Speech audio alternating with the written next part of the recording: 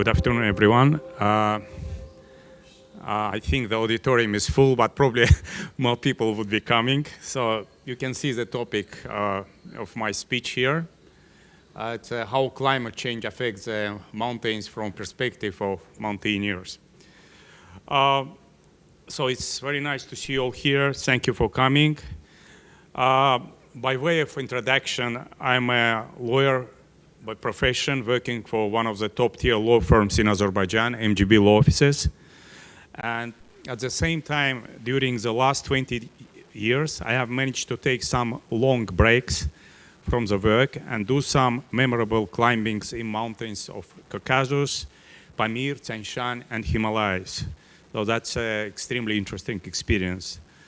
I was also lucky to climb the highest peaks of former Soviet Union, above 7,000 meters, including Peak Communism, Peak Lenin, Khan Tengri, Konzhenevskaya, and west summit of Peak Pobeda. Since 2013, I have participated in 4 expeditions to 8,000 mountains, including expedition to Everest from north and south side, Nanga Parbat in Pakistan, and G2 also there. So what mountains means for majority of people? For majority of people on planet, it's difficult to understand motivation of alpinism and when they go to the mountains. And it's explainable. Some of them find they death there for the reasons outside the controls, others due to ignorance of dangers, underestimation of the difficulties of mountain terrain, avalanches and stone falls, low temperatures, bad acclimatization, resulting in brain hemorrhage or pneumonia, especially in high altitude mountains above 7,000 meters. So there are a lot of risks there. However, I'm not here to talk about my climbing adventures, but to bring the attention of auditorium to impact of the climate change to mountains, as well as human impact related to hiking, trekking, or climbing. To the north of Azerbaijan, there are a number of nice mountains with various complexity of routes, starting from hiking ones and including and ending with the serious technical climbs. The peak of Shahdag mountain, one of the highest and beautiful peaks in Azerbaijan, which should be covered with the snow all year around, has also seen rock exposure in recent years, while dark rocks will absorb more solar heat and result in the melting of snow. When I was the first time there about 20 years ago, the top of mountain was covered with snow. These days you can see the snow on Shahdag in winter days only. So that's the impact of, again, global change, global warming. Climate change is having a major impact on high mountains areas with a glacier retreat and permanent frost warming. And alpinism is deeply affected by this changing environment, which increases the technicality of the routes, the dangers, and the uncertainty of the periods of suitable climbing conditions during the summer. What it means that the climate change making mountaineering riskier. Frequent rockfalls have added risk for mountains in many regions of Caucasus and Alps. For example, due to the global warming in the Alps, the thinned ice and snow cover resulted in frequent rockfalls and landslides.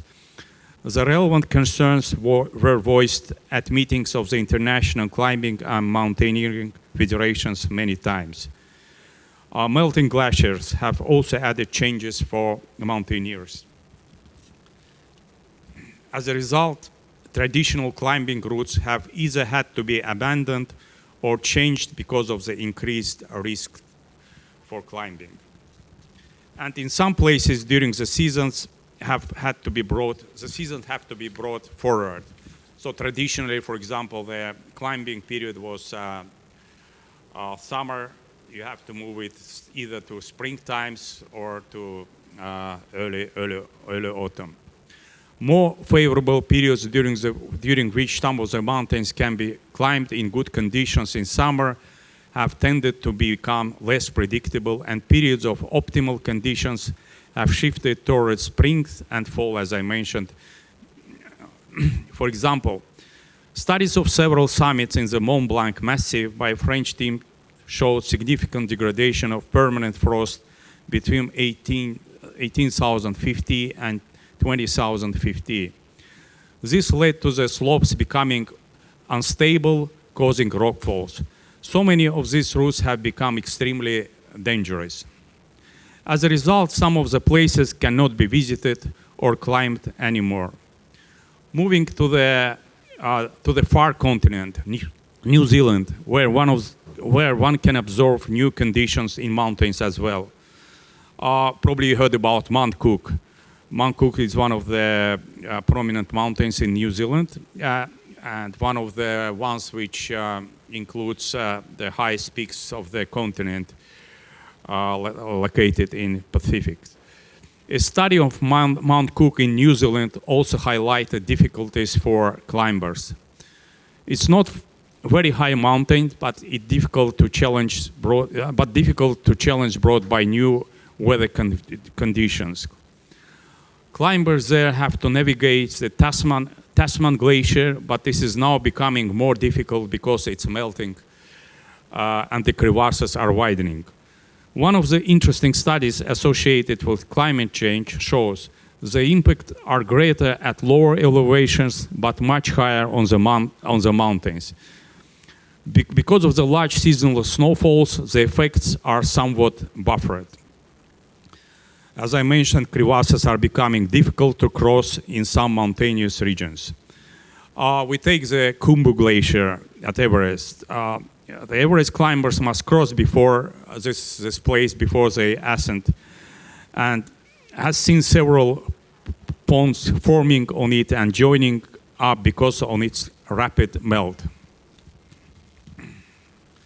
When I was on Everest expedition last year, it was clearly seen that the passes in glacier that was traditionally used by climbers to cross the Khumbu have dramatically changed due to the number of huge and bottomless crevasses crossing the route, which makes this part of climbing of the mountain extremely dangerous.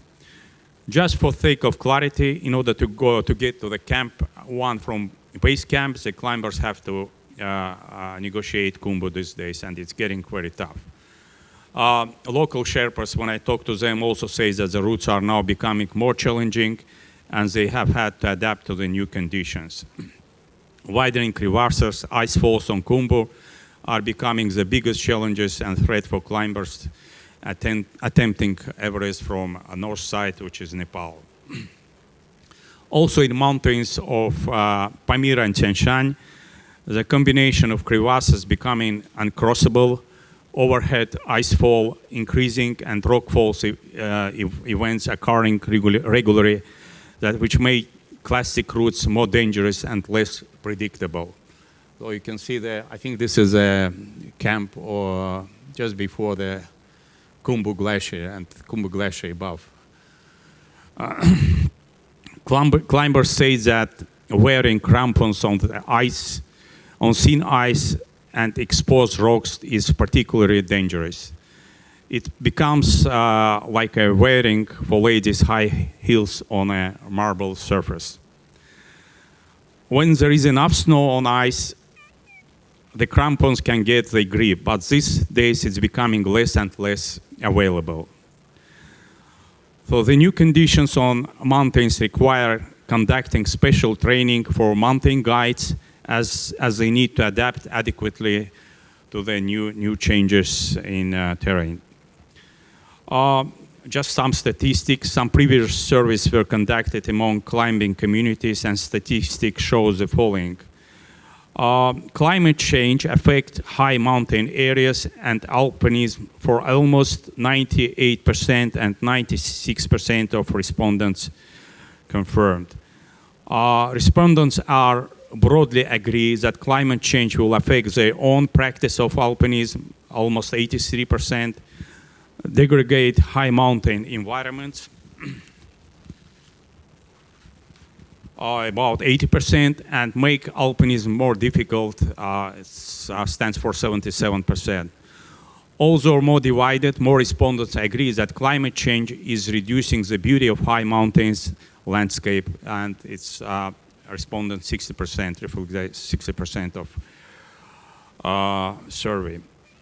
The results show that the frequency and volume of rockfalls, seasonability of routes, and feasibility of climbing snow and ice routes are considered to be intensively affected by more than 75% of respondents. So overwhelming majority of routes studied was affected by various negative factors, leading to an increase of technical difficulty, danger, and shift, as I mentioned, the period of good climbing condition from summer to spring and autumn. So this is a part of crevasse which you need to pass on Khumbu Glacier, Everest. No, it's my picture. It's someone who was trying to do it, yeah, before me. Right. You see, it's a lot of ladders now, and there is no other way to cross the white crevasses. So let's talk about impact of human activities in the mountains, including impact of biomass in various ecosystems there. In recent years, mountaineering become very popular as a recreational activity.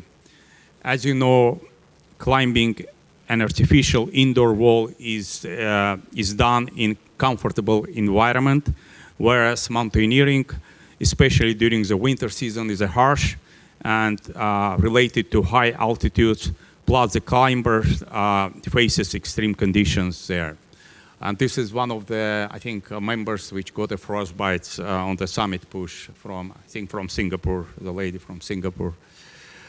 Many years before mountaineering became popular activity, ancient people made their first contact with the mountain.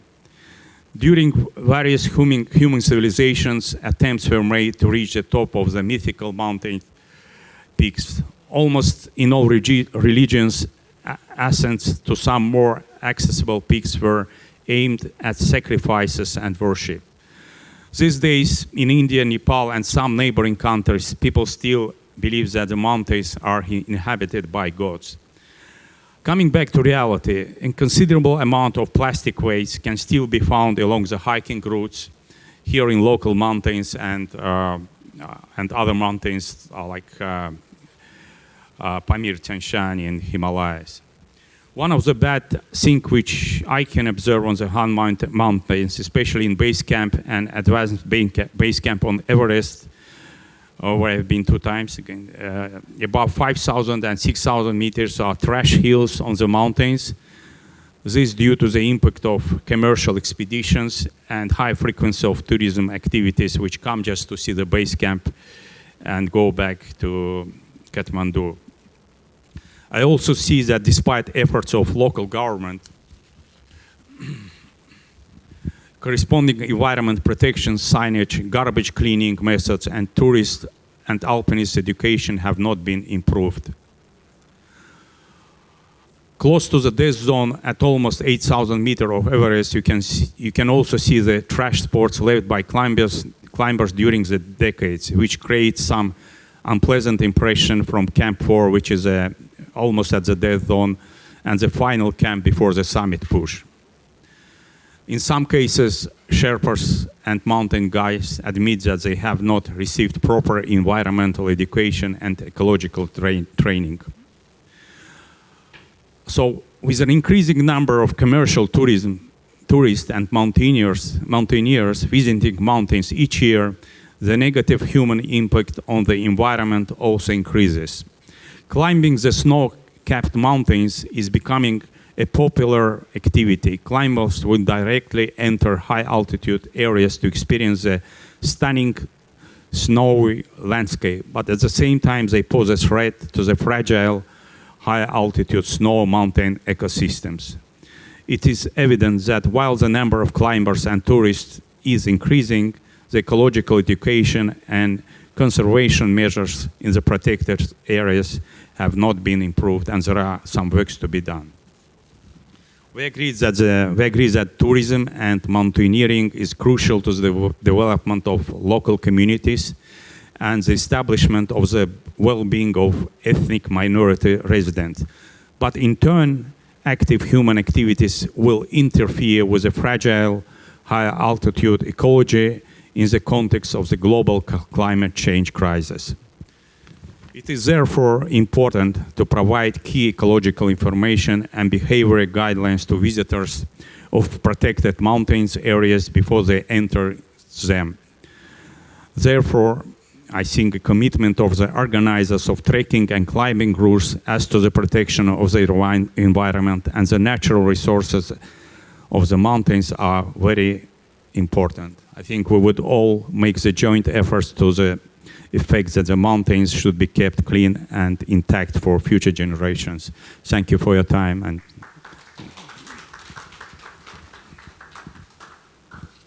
if you have any questions, please.